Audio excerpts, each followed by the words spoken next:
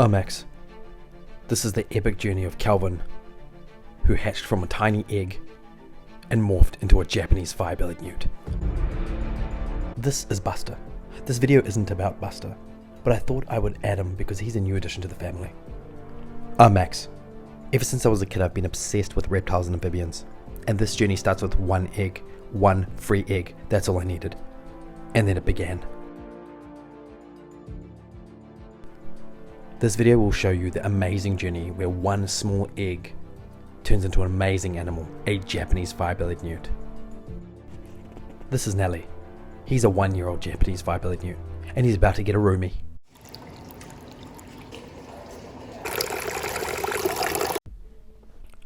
I received the egg on the 31st of October in 2023, and this is what it looked like. A tiny little blob. It actually looks like a chocolate and vanilla dud. Delicious. Not quite. This is a Japanese fire-bellied newt egg that was just laid. Now, it's really simple. If you only have one, you can keep them in Tupperware. For the purpose of Calvin, I was using distilled water or bottled spring water, but you can just use treated water as well. Now I threw them in there. I only have about an inch of water in there because that's all you need. Now the perfect routine for this is frequent water changes. That's important because you have basically slow moving or non-moving water. You want it to be clean. So I do 10 to 20% water changes once every couple of days, and that's all I needed to do to maintain a nice, clean, healthy environment for one egg to grow. Now it's a rinse and repeat process with the water changes until the egg is ready to hatch. You don't need much vegetation in there, but once they're ready to hatch, it's good to put some in because they need somewhere to hide. One intruder, a snail, but no harm, they won't hurt the egg. Now, Calvin was developing into a Calvin that I thought he would be, that creepy alien of the movie Life that almost killed everyone on board. But anyway, I don't want to digress. I thought Calvin is the perfect name. Now, Calvin hatched on the 5th of December, and he was super cute, and he needed food. So what does a tiny, newly hatched fire-bellied newt eat? Well, brine shrimp, a perfect option. Now let's see how I cook this up.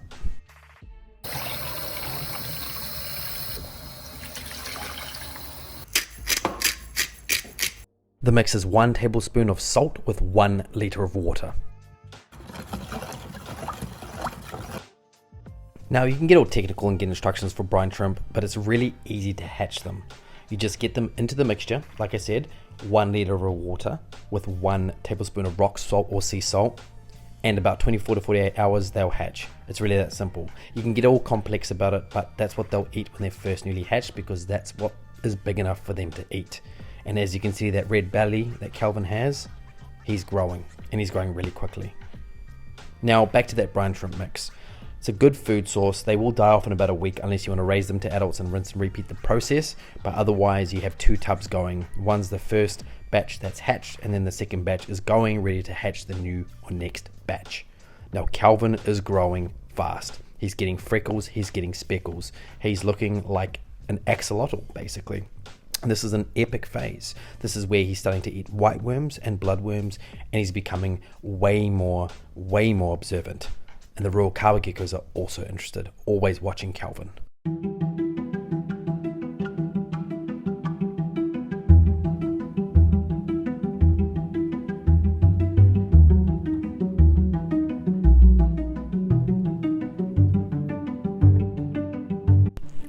I had to start thinking about what's next for Calvin. He's growing, so I started thinking about his next enclosure. He's going to morph eventually out of the aquatic phase and into the terrestrial phase because that is their circle of life.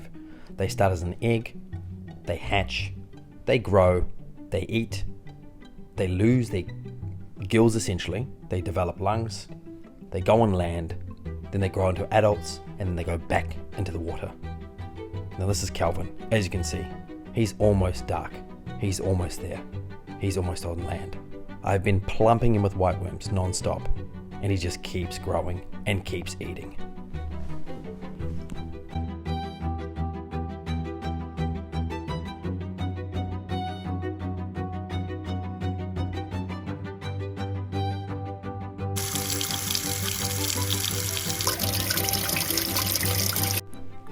So this is it.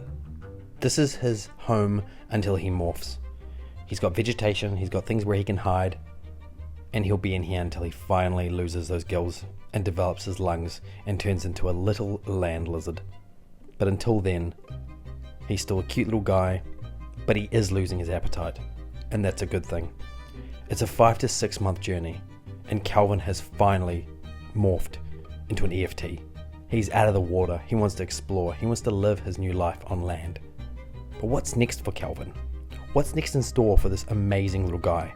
This is the full life cycle from egg to morph for the Japanese fire-bellied newt, these amazing animals. So what's next for Calvin? Well, after a long 6 months, he's ready for his next home, an epic terrarium build. That's coming, so stay tuned.